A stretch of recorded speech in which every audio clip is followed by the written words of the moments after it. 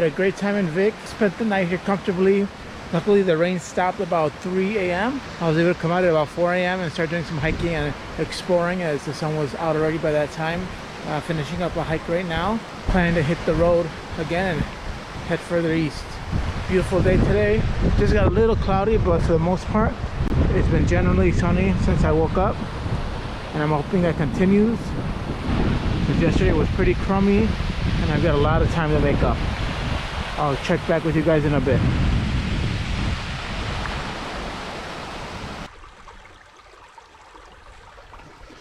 Alright guys, I want to show you my rental. I had promised. I rented this vehicle for 6 days. I'll be driving Ring Road, staying at campgrounds. This is the first one I stayed at today, and I think I made a pretty good choice. There were a couple of other ones that were pretty packed and near the city. This one was about 40 minutes away from Vic, north of Vic, so I'm happy I chose it. It's very isolated. Some great hiking options, as you can see. I went up there a little bit earlier, and it turned out to be a beautiful day, and I'm happy I chose this, and I would definitely return back here if I had the chance. But just want to show you around my camper real quick. I rented this for 6 days technically. I paid $1,200 US for it. A little bit pricey compared to just a regular rental, but some of the perks of this one is that it is 4-wheel drive. It obviously has accommodations to sleep in, cook in, so I don't have to be spending money on hotels and hostels, so that factors into the price a little bit. It also gives me the versatility of going where I want, when I want. This one is typically for 2 people. I fit pretty comfortably. Unless I have a significant other, I can't see 2 friends sleeping here because it would be, right on top of each other. Husband and wife, I can see happening, but 2 friends, I just can't see it. You end up on top of each other. For me, it's comfortable enough. It's still very tight. My feet pretty much hit the end of the road there when I'm sleeping, when my head's up against the front seat. It's comfy enough. I didn't bring a sleeping pad or a sleeping pad, just using the mattress itself, a couple blankets, and probably the smallest pillow I've ever seen in my life. But I slept comfortably. It does have curtains all around because it only gets dark here in Iceland for about an hour. Those come in handy.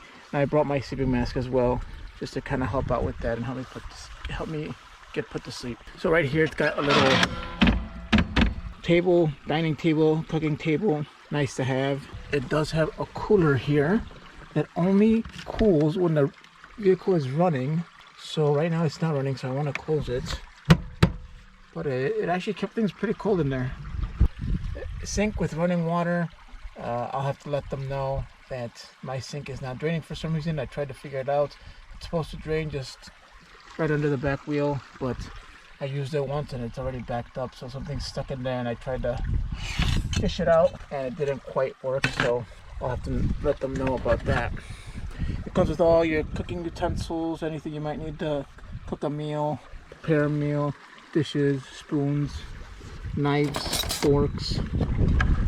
It comes with everything. I brought my own little stove and cooking materials because I want to cook outside, but it comes with it in case you do need it.